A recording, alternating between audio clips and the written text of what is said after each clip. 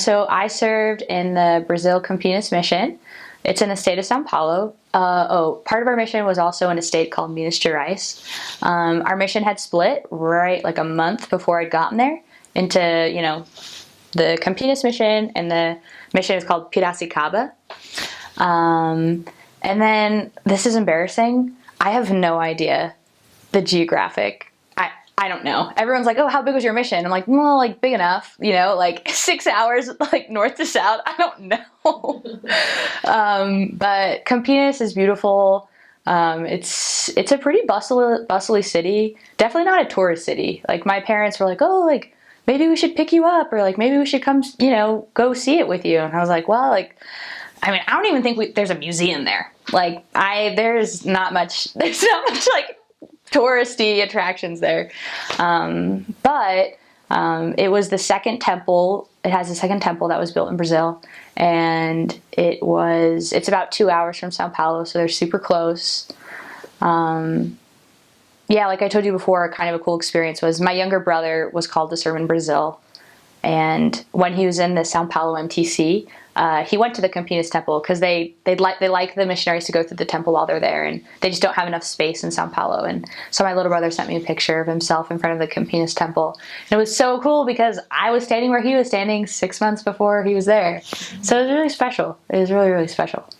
In Brazil, most everyone has seen missionaries or talked to missionaries. So people know who we are, they usually know what we're doing, and they're usually pretty willing to talk to us. I mean, definitely, like, there's people who don't want to talk to us. It happens pretty often.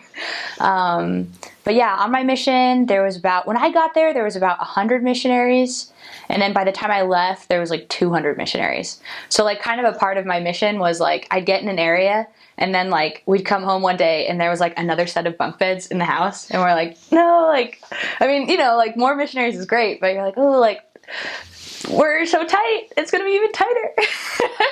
But it was really always super, super fun. I was in one area for 9 months, and we lived in 6 with 1 bathroom, and that was fun. Yeah, it was crazy. And you're all on the same schedule. You all have to get ready, in an hour, and so you're just like, everyone gets 6-minute showers. Brazilians are very friendly. They love people. They love making friends. They're very interested in being hospitable and giving you food, whether you're hungry or not, which is great, and water, and they're very, very kind. I love them. I miss them. I guess, like, yeah, like, usually, I mean, look, it was probably easier on my mission to, like, get into doors and talk to people. But that doesn't mean that everyone we talked to really wanted us to come back, or they were really interested in coming to church or preparing to be baptized or making changes in their lives. And so that actually sometimes was really challenging because, you'd go into someone's house, you'd fall in love with them after 10 minutes, you'd think these people are great, and, they need the gospel in their lives. And then you'd kind of realize after a little while, well, I actually think like they're not really they're interested in my friendship, and they're not interested in our message.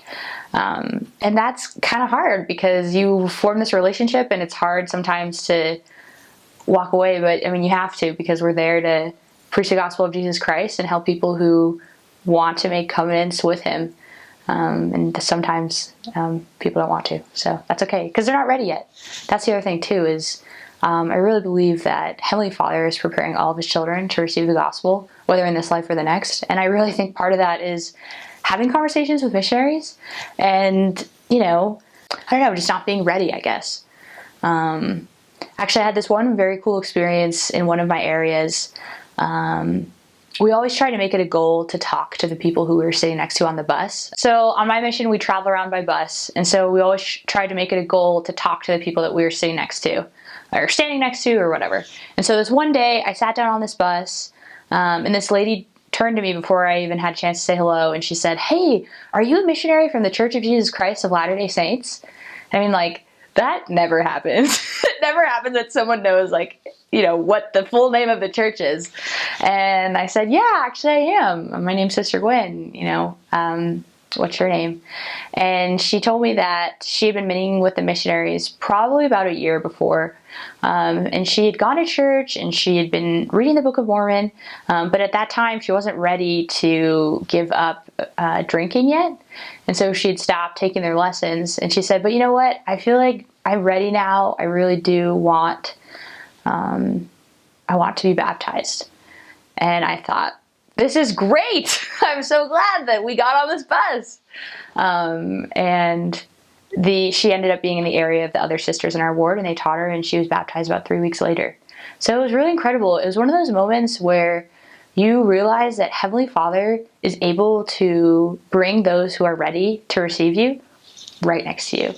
It's incredible and very faith promoting. So I served in 4 areas. And they were mostly like, you know, smallish apartments with like a kitchen with a table in it, and then like a small living room, which just had like our desks for studying, and then like bedrooms and a bathroom, which is all you need because you're hardly ever home. So I lived in 2 companionships, except for when I was in Junjai for 9 months, we lived in 3 companionships. So there were 6 sisters, 1 bathroom. Yikes. It was pretty packed. So when I was in that area for 9 months with 6 sisters and 1 bathroom, it was great. I would wake up at like 6:28, so like 2 minutes before everybody else, so that I could get in the shower first. And everyone gets so mad. They're like, Sister Gwen, like, you always get to the shower first. I'm like, well, if anyone wants to get up at 6:26, you can beat me there, but yeah, I'm gonna get up at 6:28 and get in the shower.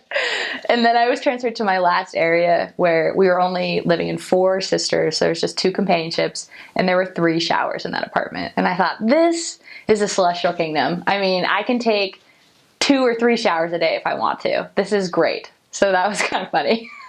So our mission hymn says, we're missionaries of the Brazil Campinas Mission.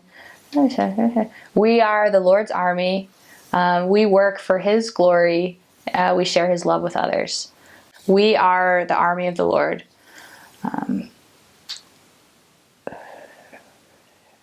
We work for His glory. We share His love with others. Together, all together, we're going to build His kingdom here on the earth.